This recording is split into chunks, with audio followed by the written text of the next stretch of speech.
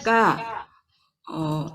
공부가 뭐니? 주제를 가지고 오늘 여러분과 소통을 하게 된 안정현입니다. 이 방송을 신청하신 분이, 전에 들으셨던 분이 한 두 분 정도 계시다고 제가 얘기를 들었는데, 제가 좀 소통하는 강의를 하고 싶으니까 비디오를 좀 켜주시고요. 그래서 뭐 경험이 있다 없다 이런 이렇게 손을 올려서 저한테 좀 표현을 해주시면 제가 강의를 진행하는데 훨씬 더 좀 수월할 것 같습니다. 오늘 공부가 뭘까요? 자, 첫 번째 그림 왼쪽에 뭐가 보이세요? 네, 감이죠. 그 다음에 옆에 코스모스, 그 다음에 밤. 밑에 세 줄 한글로 된 거 한번 지금 소리내서 읽어주실게요. 온대지방의 사계절 중에 하나, 아키카세, 어떤 노시알르. 자, 지금 방금 전에 읽었던 거랑 그림이랑 한번 생각을 해볼게요. 맨 왼쪽에 뭐가 있었죠? 감, 제가 비디오로 보는데 아무도 말씀을 안 하시는데 맨 왼쪽에 뭐가 있었죠? 감, 감. 가운데 코스모스, 코스모스. 맨 오른쪽에 밤, 네, 밤. 네, 표현을 이렇게 해주셔서 감사합니다, 김성숙 씨. 밑에 세 줄 한글이 있었어요. 근데 그거 한번 말씀해 보실까요? 아무도 입을 안 움직이셔. 신호새끼, 제가 이제 강의를 하다 보면 위에 그림들은 다 말씀을 다 잘 하시는데 밑에 세 줄은 내가 소리내서 읽었음에도 불구하고 가끔 이제 좀 똑똑하신 분들 한 줄 정도 뭐 이렇게 말씀을 하시는데 이게 다 가을을 뜻하는 것들이거든요. 가을의 감, 뭐 코스모스, 밤, 그다음에 온대 지방의 사계절 중에 하나도 가을을 말하는 거고 어떤 노시알르도 가을이고 아키카세도 일본 말이지만 가을이란 뜻이거든요. 가을 하늘. 근데 여러분들이 공부라는 거를 이제 제가 대학교 1학년 때부터 어때까지 한 30여 년간 학부모들과 상담을 해보거나 아이들에게 물어보면 공부요? 하기 싫은 거예요. 공부가 뭐예요? 하고 학부모들에게 물어보면 그거 대학 가려고 뭐 내가 하고 싶은 거에 필요하니까 보통 이렇게들 말씀하시는데 공부가 뭔지 지금 여러분들도 사실 공부의 하나를 하고 계신 거잖아요. 사실 이쪽에 관심을 가지신 분들은 자녀 교육에 엄청 이렇게 관심을 갖고 계신 분들이 있더라고요. 자기 나의 자녀가 저학년이다 하시는 분 좀 손을 들어 주시겠어요? 고학년? 고학년? 네네. 일단 공부라는 거는 아까 그림은 기억이 잘 나는데 말한 건 기억이 안 나는 이유가 여러분 머릿속에 있던 어떤 기억이 부호화로 저장이 안 된 거예요. 그래서 여러분들이 표현을 할 수가 없는 거거든요. 근데 사실 공부라는 거는 아이들이 뭘 하든지 간에 관심을 갖고 자기가 집중을 해서 기억을 해서 내가 필요할 때 써먹어야지 그게 진짜 공부잖아요.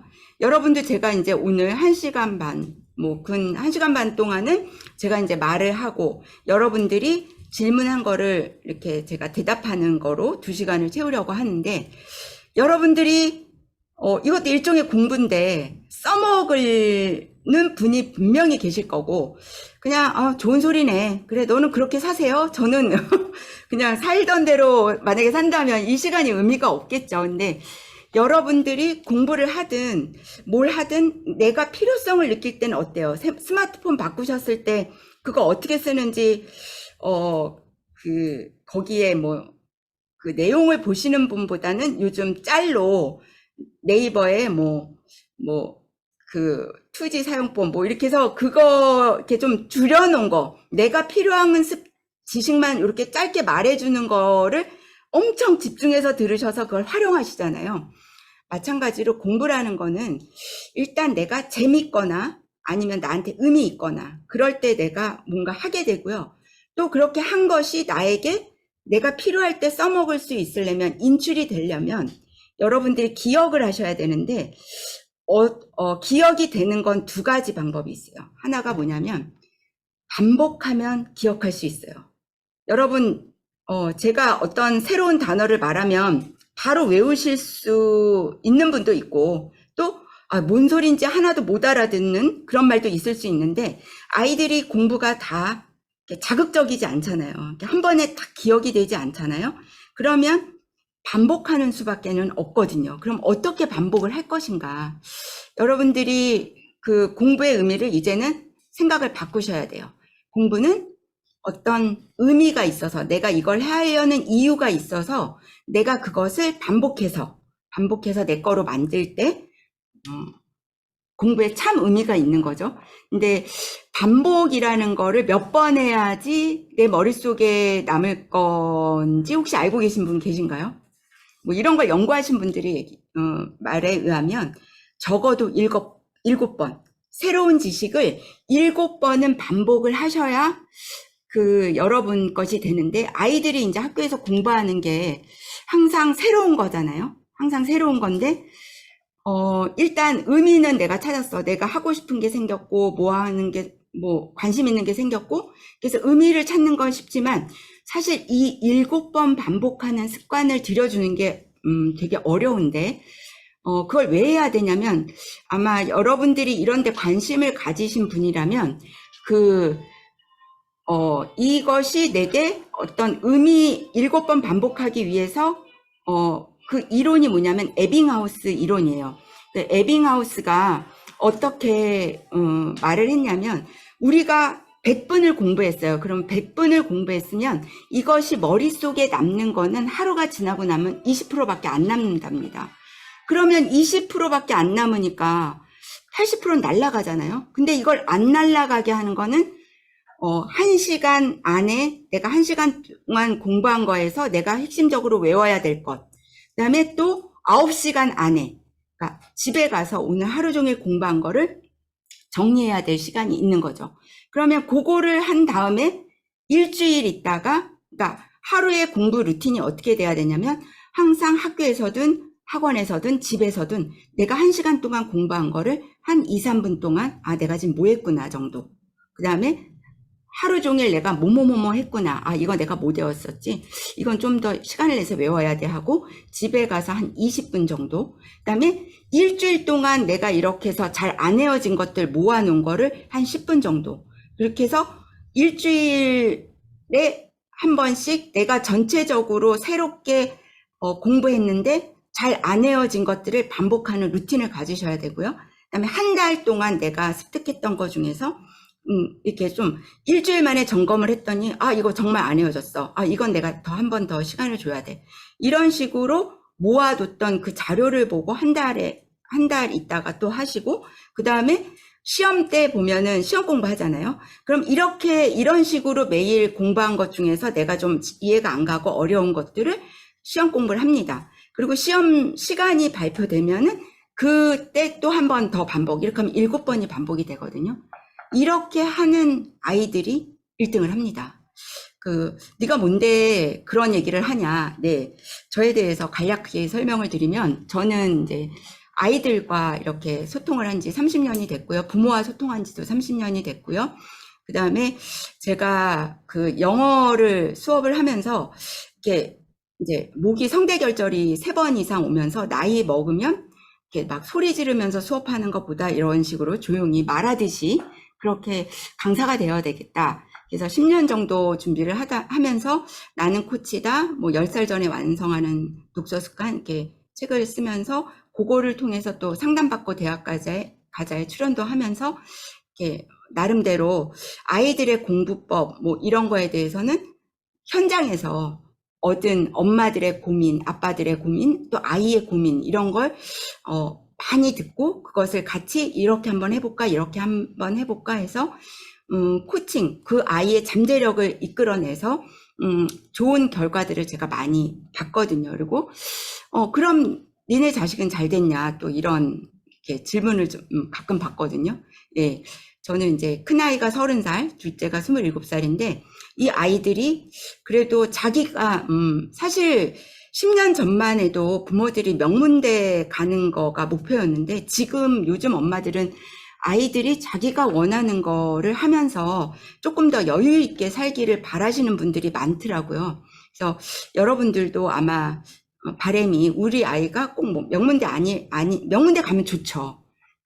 사실 저희 애들은 학부보다는 대학원 뭐 이런 진행을 소위 말하는 스카이 쪽으로 아이들이 가줬거든요. 그래서 큰애는 이제 이대 대학원 졸업을 해서 자기가 원하는 분야에서 열심히 회사를 다니고 있고요.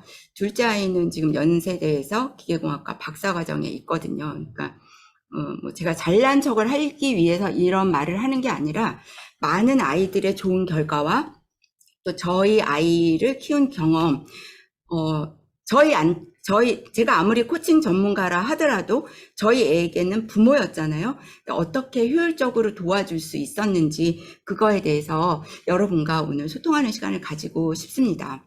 그래서 가장 큰 키워드는 아이들을 믿어줬고 기다려줬어요. 근데 아마 여러분들이 아이가 믿을만 하면 기다리죠. 믿을만 하면 믿고, 근데 아마 기다리는 게 좀 어려우실 거예요. 근데 이런 어려운 기다림들은, 예, 제가 지금 인원을 받았는데 초등학교 저학년이 좀 많으시고 고학년은 많지 않으시고 중학생 1명, 고등학생도 있으시네요. 그 중학생과 고등학생 둔 어머니에게 제가 자식은 이제 어머님께 아니라는 생각을 꼭 가지십시오. 그냥 아이들 믿어주고 기다려주는 거, 그것만이 얘네들을 도와주는 방법이에요.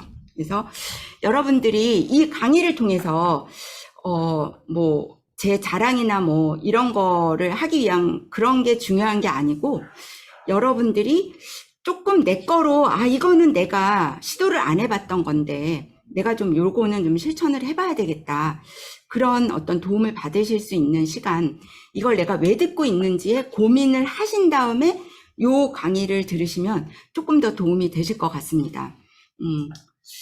왜 지금 이걸 듣고 계신지 고민하는 시간 제가 10초 드리겠습니다.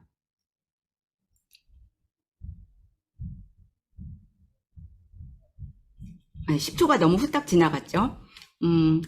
제가 아이들, 여러분들도 마찬가지일 거예요. 아마 이렇게 기본적으로 해야 되는 것들이 있는데, 학원 갔다 오면 학원 숙제, 뭐 학교 숙제 이런 것들을 해야 되는데, 아이들이 보통 엄마들이 시켜서 하는 경우가 좀 많거든요. 근데 그렇게 시키지 마시고 기다려 주시는 거죠. 기다렸더니 안 하던데요. 사실 진짜 기다리면 어떤 거냐면요, 지각해서 학교에서 선생님한테 혼나봐서 자기 스스로 이제 지각하면 안 되겠다 깨달아야지 그 아이는 지각 안 하고 자기가 알아서 하거든요. 저 같은 경우는 초등학교 때 개근상을 한 번도 받은 적이 없어요.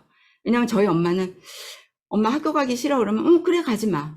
항상 내가 뭐 한다 그러면 그래 이런 식이었어요.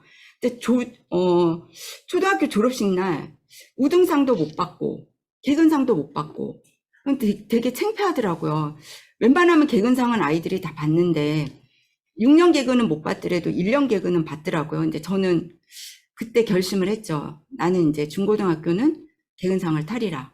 그래서 아프면 엄마한테 학교 데려다 달라고 하고, 그런 식으로 조퇴를 할지언정 갔다가 바로 올지언정 저는 개근상을 중학교 고등학교 탔거든요. 저희 아이들도 마찬가지예요. 저는 저희 엄마가 했던 대로 그대로, 엄마 내일 당번이니까 6시에 깨워줘 그러면 저희 엄마는 깨우십니다. 어떻게 깨우냐, 6시다 당번이래매, 이게 다예요. 근데 사실 내가 일찍 일어나려는 결심을 안 한 날은 그렇게 못 일어나거든요. 학교에서 깨지죠. 네, 뭐 선생님한테 혼도 나고, 그러면 이제 다음부터 엄마를 믿을 수가 없어. 그러니까 제가 내일 당번이면 알람을 맞춰놓고 자고, 이런 식으로 뭘 하든지 이걸 왜 하는지, 아이가 진짜 부모님이 믿고 기다려주시면 자기가 알아서 사실 다 하는 능력들이 있거든요. 근데 그거를 좀 못 기다려주시는 경우가 많아서 문제들이 발생하는 것 같아요. 그래서 여러분들이 오늘 이 강의를 좀 계기로 좀 우리 아이를 믿고 기다려주시는 그런 부모님이 되셨으면 좀 좋겠어요. 사실 그 노벨상을 유태인들이 많이 받잖아요. 근데 얘네들의 평균 IQ가 94래요. 한국인의 평균 학생들 IQ는 106이고 10, 12밖에 차이가 안 나잖아요. 그러니까 결국은 후천적 노력이 정말 중요한 거죠. 공부를 한다는 건, 머리를 쓴다는 건 관심이 가져야 머리가 쓰이는 거거든요. 공부는 뇌가 하는 거예요. 다리가 하는 것도 아니고 팔이 하는 것도 아니고 사실 뇌가 하는 건데, 자전거 배운 거 어렸을 때 배웠는데 어느 날 자전거 뭐 1, 2분 헤매다가 그래도 성인이 되어서 한번 타보면 탈 수 있잖아요. 몸이 기억한다고 하죠. 근데 사실 몸이 기억하고 있지만 그 몸을 움직이는 게 뇌이기 때문에 공부라는 건 뇌가 하는 건데, 우리 아이가 공부를 좀 스스로 알아서 했으면 좋겠다 해서 여러분들이 캠프도 보내고 이런 강의도 들어서 아이에게 이제 좋은 말도 전해주고 하는데, 일단 아이가 하는 거예요. 공부를 할 생각이 생겨야 돼요. 그럼 공부를 할 생각은 언제 드느냐? 공부할 마음이 생겨야 되는 거죠. 그래서 공부할 생각이 되는 건 결단이고요. 공부할 마음이 생기는 건 결심이라고 하거든요. 마음심. 공부할 마음이 생겨야 아이들이 행동으로 옮기게 되거든요. 그래서 이렇게 행동으로 옮기게 좀 부모가 어떻게 도와주는 것이 중요하냐. 그것을 여러분들이 이제 저한테 듣고 싶어서 이거를 듣고 있다고 생각을 하는데, 자기주도 학습이라는 게 뭐냐면 자기 스스로 계획하고 그것을 내가 이제 계속 환경을 조성해서, 뭐 집에서 공부 잘 되는 애 있고 화장실에서 공부 잘 되는 애 있고 도서관을 가야지 공부 잘 되는 아이들도 있고, 요즘 애들은 카페에서 공부를 잘 된다고 카페를 가는 아이들도 좀 있더라고요. 그래서 그 공부한 거를 스스로 자기가 이렇게 평가하고, 그다음에 자기 스스로 상도 주고, 물론 어머님의 칭찬, 아버님의 칭찬, 선생님의 칭찬도 중요하지만 그거를 자기 스스로 평가하고 보상, 나 참 기특해 하고 스스로 칭찬할 줄 아는 아이들이 조금 더 좋은 결과를 이렇게 내는 것들이 이렇게 밝혀지고 있거든요. 그래서 여러분들이 이제 아이가 스스로 공부하고 싶은 마음이 생기는 이런 동기를 잘 세우는 그 전략을 잘 세우고, 그다음에 학습 전략을 잘 세우고, 그다음에 그 전략을 잘 세운 것을 스스로 관리하는, 스스로 계속 지속적으로 이렇게 하는 동기부여가 필요해요. 공부를 잘 하려면. 공부를 한다는 것은 요 세 단계가 계속 동기를 잘 계속 스스로 만들고, 그다음에 학습 전략을 잘 세우고 관리도 잘 하고.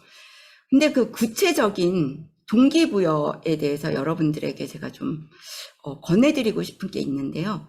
여러분들이 이제 학부모님들이 하는 결심 중에 하나가 보통 보면은 영어 공부랑 다이어트가 좀 많더라고요.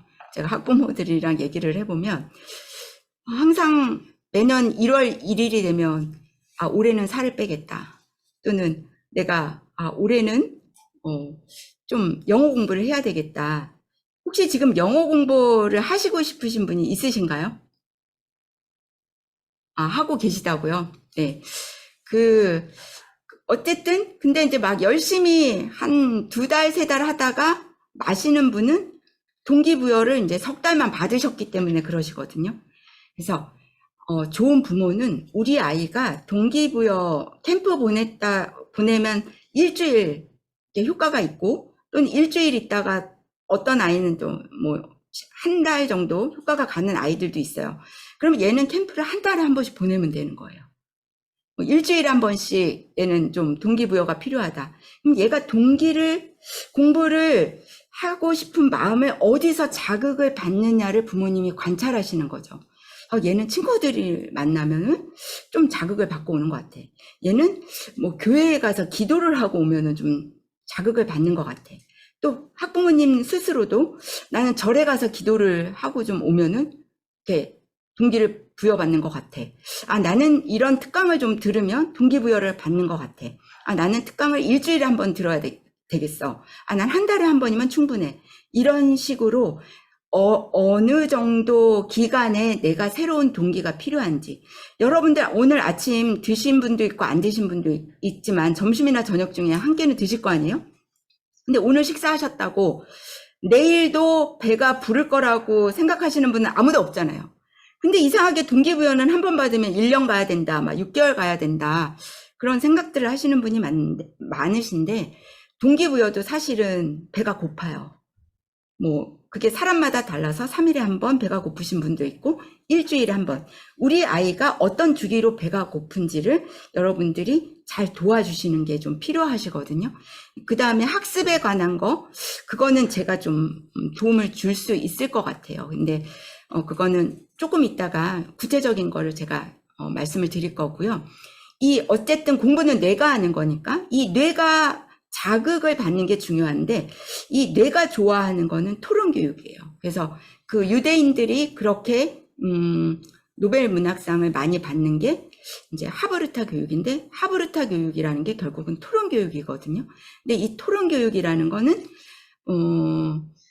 이제 의사소통을 하는 거잖아요. 내가 말을 하고 또 상대방이 한 얘기를 듣고 내가 또 말을 하고. 근데 보면은 자기가 할 말만 생각하는 애들이 있어요. 이렇게 막 토론을 하는데 제가 말한 게 앞에 한 두 문장 듣고서는 마음에 안 들어.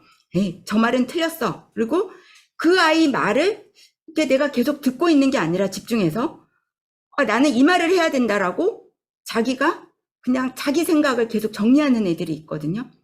그래서 맥락이 끊어지죠.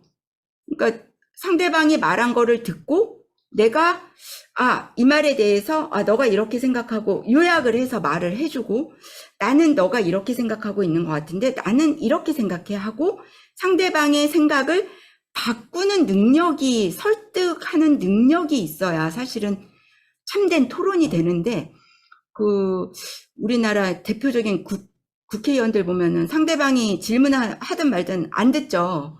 자기가 준비한 말만 와서 그냥 질문을 A를 받았는데 B를 얘기하시는 분들 많으시잖아요.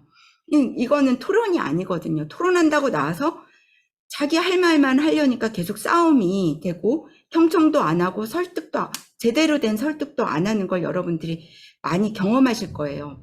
그리고 여러분들이 또 아이들과 대화 나눌 때도 경청하는 척하죠.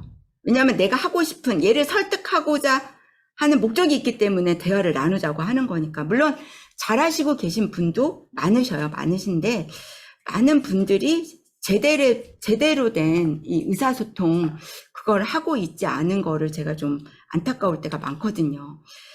요즘 핫한 게 이제 오은영 금쪽 같은 이 상담소 내 새끼에서 프로그램들이 많잖아요. 근데 그 처방에 두 가지 공통점이 있더라고요. 첫 번째가 놀아주는 거예요. 뭐든지. 그리고 우리 아이가 우울증이 있다든지 ADHD가 있다든지 이런 것들에 대한 처방을 전문가를 만나라.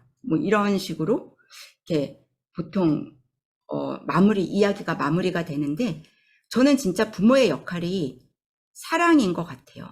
그러니까 아이는 결코 자랑거리가 아니라 사랑거리인데 옆집 아줌마 만나가지고 내가 이제 떠들고 오면은 어느 날 갑자기 내가 아이에게 이렇게 뭘 가르치죠.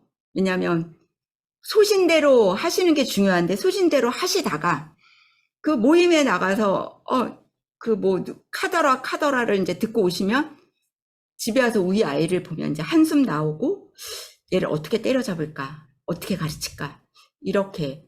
저는 이제 오늘 저랑 이런 시간을 공유하셨지만 여러분들 마음속에 우리 아이를 조금 더 어떻게 하면 사랑해주지, 어떻게 하면 얘를 믿어주지, 얘를 어떻게 하면 기다려주지, 그 노하우를 조금 얻어가시는 시간이 되시길 좀 저는 바라봅니다. 가르치는 게 아니거든요. 부모는 아이들을 사랑해주는 게 중요하고요.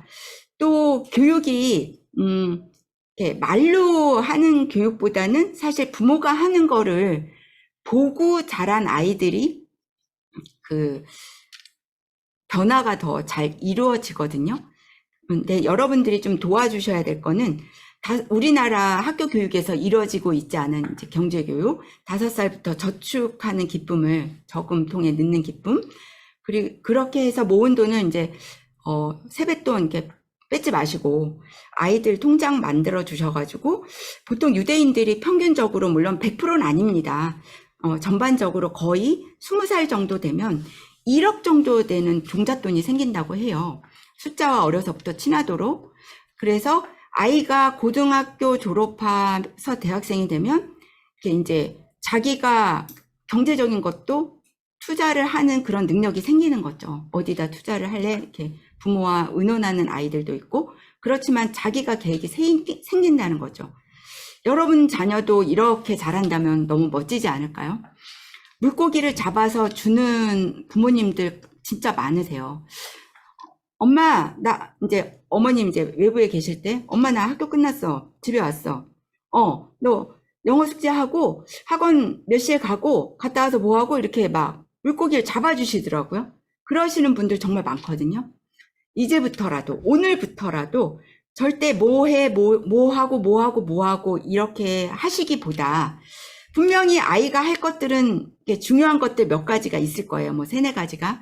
그러면 너가 해야 될 일이 영어 숙제, 뭐 수학 숙제가 있는데 너 뭐 먼저 할래? 항상 어머님의 지시에 아이가 따르는 게 아니라 사실 뭐 좀 이렇게 어차피 얘가 할 거니까 하지만 얘가 선택해서 하는 거죠. 그러니까 보통 어떤 부모님들은 컨디션이 좋을 때 네가 이걸 집중해서 뭐 영어 집중이 이렇게 머리가 잘 돌아갈 때 영어 공부를 먼저 해야 되니까 영어를 먼저 해. 이렇게 지시하시는 분들 정말 많이 봤거든요. 근데 그렇게 하지 마시고 항상 선택. 밥 먹는 것도 선택. 오늘 엄마가 저녁에 돼지고기랑 소고기랑 있는데 너네 오늘 어떤 메뉴, 돼지고기 먹을래? 소고기 먹을래? 그럼 그 선택을 하게. 항상 2개나 3개 정도. 그래서 아이들이 스스로 뭔가 결정하는 거를 훈련이 되면 이제 자기 문제들이 사실 집에서의 시간은 짧거든요. 아이들이 커갈수록 학교나 학원에서 보내는 시간들이 많은데 이 아이들이 스스로 판단해서 스스로 결정하는 힘은 하루아침에 생기지 않아요. 어떤 애들은 엄마 뭐 먹는 것까지 엄마가 정해주길 바라는 뭐 간식도 항상 2가지 옵션을 차려게 해주세요. 그래서 아이가 간식도 선택해서 자기가 먹을 수 있게. 그런 식으로 아이들이 물고기를 잡는 법을 여러분들이 도와주시는 게 저는 필요하다고 생각을 하는데, 지식이 뭐냐, 지혜가 뭐냐, 물론 여러분들이 다 알고 계실 거예요. 지식보다 지혜가 더 중요한 것도 알고 계실 거라 저는 생각합니다.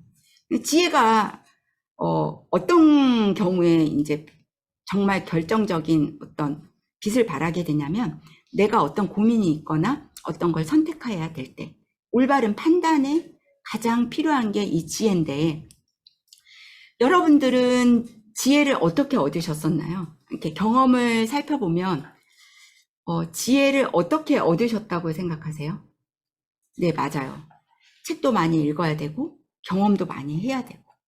그러니까 책에서 얻은 지식보다는 경험으로 얻은 지식이 정말 산지식이라는 말 많이 들으셨잖아요. 그러기 위해서는 저는 여행을 추천드려요. 여행을 추천드리는데 이 지혜의 많은 책들을 읽고 이렇게 한 것보다 경험에서 얻은 것들이 저는 생활에 더 써먹게 되는데, 아이들과 그래서 이렇게 다양한 경험을 해주는 게 이제 부모의 역할이라고 생각을 하는데, 아이들에게 이렇게 다양한 경험을 해주는 데 있어서 여행만큼 좋은 게 없는데, 여행에서 여러분들이 또 키워주실 수 있는 게 리더십. 이거를 키워주실 수 있는데, 이렇게 저희 아이들 같은 경우에 지금 해외여행을 한 20나라를 경험을 했었고, 저희 가족이 12년 전에 미국에 가서 1년 살았었는데, 그때 방학이 3달 반인데 3달 반 동안 22개주를 돌아다녔거든요. 그래서 그 많은 여행을 하는데, 가족 여행 해보셔서 알겠지만 자녀가 둘이신 분들은 애들이 싸우죠. 나는 여기 가고 싶어, 저기 가고 싶어, 이렇게 큰애랑 둘째랑 많이 싸우잖아요.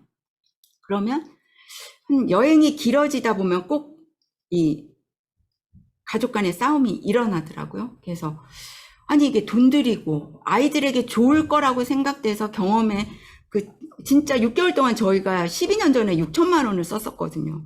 이 엄청난 돈을 들였는데 싸우면 속상하시잖아요. 그래서 저희가 어떤 계획을 세웠냐면, 내일은 텍사스를 갈 건데 큰애한테 네가 이틀 동안 계획을 짜. 그래서 텍사스에선 너의 결정대로 우리가 먹고 거길 가겠다. 그랬더니 이제 열심히 짜더라고요. 그래서 이제 걔가 계획 짠 대로 우리가 이제 다 움직여 줬어요. 근데 그 동물원에 도착을 했는데 5시에 문을 닫는데 저희가 5시에 도착을 한 거예요. 도착은 했지만 들어갈 수가 없었겠죠. 그러니까 막 둘째가 엄청 그런 것도 하나 미리미리 파악을 안 했냐는 둥 엄청 막 짜증을 내더라고요. 그런데 저희는 이제 그 아이의 실수를 절대 지적을 안 했어요. 근데 놀라운 게 그 다음에 아들한테 이제 그렇게 짜증을 냈던 그 아들에게 이제 그 다음 계획을 네가 짜라. 그렇게 해서 움직여라. 근데 놀라운 변화. 큰애가 짜증내는 그 둘째가 했을 때의 기분, 그 다음에 부모가 지적 안 하는 그 기분을 느껴봐서 둘째에게 짜증을 내지 않더라고요. 하지만 이 두 아이는 그런 실수들을 통해서 그 다음에 여행 계획을 세울 때는 똑같은 실수를 반복하지 않더라는 거죠. 그러니까 부모님들이 아이들이 아마 실수를 통해서 배우는 그 경험에서 나오는 그 지혜는 어떤 책으로도 이렇게 담을 수 없는 지혜거든요. 그래서 한번 뭐 꼭 해외여행이 아니더라도 이번에 뭐 우리가 경주를 갈 건데 너가 계획을 짜봐. 그래서 숙소 예약도 하게 시키고 이렇게 해서 하면 분명히 판단 실수가 생기더라고요. 물론 이제 안 생기게 똘똘한 아이들도 있지만 그런 실수가 생겼을 때 여러분들이 절대 그거를 스스로 알아서 깨달아요. 아이들이. 그걸 지적하지 마시고 그거를 믿어주고 그런 지혜를 키우기 위해서 여러분들이 어떻게 도와주느냐, 다양한 경험을 하게. 그러니까 다양한 경험에는 책으로도 경험할 수 있고, 뭐 캠프나 이런데 어떤 캠프를 통해서도 지식을 얻을 수 있고, 뭐 어떤 강의를 들어서일 수도 있고, 그다음에 여행을 통해서도 얻을 수 있고, 다양한 경험을 해주게 도와주는 것이 저는 부모의 역할이라고 생각을 합니다.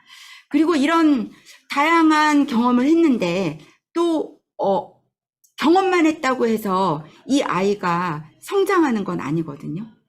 생각의 힘, 즉 사고력, 이거를 높여야 되는데 요거에 또 좋은 교육은 질문을 하는 거예요. 근데 의문을 갖게 하고 질문을 하게 하는데 여러분들은 아이에게 어떤 질문을 하고 있나요? 열린 질문이라는 거 많이 들으셨죠? 닫힌 질문과 열린 질문. 네, 아니오로 대답하는 거가 질문을 하지만 오늘 춥지? 이렇게 물어보는 거는 닫힌 질문이죠. 네, 추워요. 아니요? 안 추워요. 이렇게. 하지만 오늘 날씨 어때? 똑같은 날씨에 관한 질문이지만 열린 질문으로 할 수 있고 열린 질문으로 하셔야 되는 거예요. 닫힌 질문으로도 할 수 있지만 그거는 이렇게 지향하시는 게 아이들의 사고력을 높이는데 매우 중요하고요. 저희 남편 칭찬을 2가지를 하고 싶은데 이 질문을 아주 아이들의 사고력 높이는데 적절하게 해준 것들이 있는데요. 꾸준하게 해준 게 있는데요. 뭐냐면 영화를 보고 나서 꼭 이제 가족이 이제 영화를 보고 나서 저녁을 먹으면 꼭 네가 주인공이라면 그렇게 했겠니? 넌 어떻게 했을 것 같아? 해서 그 상황 영화를 보면서 생겼던 그 장면 어떤 결정이나 뭐 이런 것들을 아이에게 물어봐요. 너라면 어떻게 했겠어? 그 아이였을 때 기분이 어땠을 것 같아? 너가 그런 상황이 닥치면 어떻겠냐 하고 항상 물어보더라고요. 그러면 이제 처음에 이렇게 근사하게 말 못하죠, 아이들이. 그런 거 물어보는 게 짜증나는 거예요. 영화 봤으면 끝이지 그거에 대해서 이렇게 다시 생각하게 해서 대답하는 게 귀찮아 하거든요. 책을 읽고 나서도 아이들 독후감 쓰라고 하면은 조금 귀찮아하는 아이들이 좀 많잖아요. 그냥 짧게 얘기해요. 근데 그거에 대해서 뭐라 그러지 않더라고요. 근데 어느 날 큰애가 이제 아빠가 이렇게 몇 번 물어봤으니까 아빠가 이제 또 저녁 먹으면서 물어볼 거라는 거를 이제 생각을 했나 봐요. 그래서 영화 보면서 스스로 의문을 갖고 스스로 이제 이렇게 말해야지 이제 이런 계획을 세웠던 것 같아요. 너무 근사하게 대답을 하는 거예요. 질문을 하는데 그거를 이제 들으면서 둘째가 이렇게 나도 그래야 되겠다라는 어떤 그런 생각이 생겼나 봐요. 그러더니 그 다음에 이제 영화를 보고 나서는 또 둘째가 또 근사하게 대답을 하더라고요. 그래서 부모님들이 이게 사실 저는 사실 그렇게 귀찮아서 이렇게 이렇게 저런 걸 물어보지 막 이렇게 디테일해 막 이제 그랬었는데 그거를 꾸준히 아이들이 중학교 가면 부모랑 영화 같이 안 봐요. 초등학교 때 해줄 수 있는 일이었던 것 같아요. 초등학교 때 그렇게 해줬던 질문들이 저희 아이들의 사고력을 높이는데 엄청난 도움을 주었던 것 같아요. 그리고 꼭 영화 아니래도 이제 우리가 여행을 같이 다니거나 아니면 사건 사고 뭐 이슈적인 거 사회적인 거 그런 것들에 관해서도 또 이제 나중에는 아이들이 조금 크고 나서는 이제 중학교 고등학교 때는 사회적인 문제로 근데 초등학교 때 그게 이제 훈련이 됐기 때문에 그 고등학교 중고등학교 때 그런 질문을 해도 아이들이 자기 의견을 이렇게 말하는 걸 보면서 사고력이 진짜 이런 식으로 아이들이 성장을 했구나. 그래서 그거는 두 가지는 제가 칭찬을 해주고 싶답니다. 이 모든 것이 이 생각의 힘에서 나오는데 사실 생각의 힘이 주는 파워는 생각을 할 줄 아는 아이들은 어떤 시련이 와도 그거를 이겨낼 힘들이 있더라고요. 궁극적으로 여러분들 자녀가 사회인이 됐을 때 어떤 문제가 어떻게 생길지는 여러분도 아마 모르실 거예요. 근데 이 모르는 거를 그때마다 뭐 대학교에서도 뭐 과외를 붙여주는 학부모들이 간혹 있다고 들어보신 적 있으시죠? 아이들은 결국은 혼자 살아가야 되는 거예요. 물론 결혼해서 배우자랑 같이 살아가겠지만 자녀도 있겠지만 그 상황이 오더라도 사실 모든 상황들은 혼자 풀어야 될 그런 어떤 힘들이 있어야 그거를 이겨내야지 되는데 그 시련을 이겨낼 힘은 생각의 힘에서 나오는데 이 생각의 힘은 하루아침에 자라지 않는다는 거죠. 그러니까 여러분들 자녀들이 팔굽혀펴기를 몇 개를 하는지는 저는 사실 잘 모르겠는데 팔굽혀펴기를 처음부터 10개, 100개 못 하거든요. 근데 이번 주에 10개, 다음 주에 12개 이러면 얘네들은 해내더라고요. 그래서 아이들이 이거를 하루아침에 일어나는 게 아니니까 이 생각의 힘이 잘 자랄 수 있도록 여러분들이 제대로 도와주는 게 저는 필요하다라고 생각을 하는데 이러기 위해서는 사실 교육이 필요하죠. 그래서 교육은 마라톤이랍니다. 100m 달리기가 아니에요.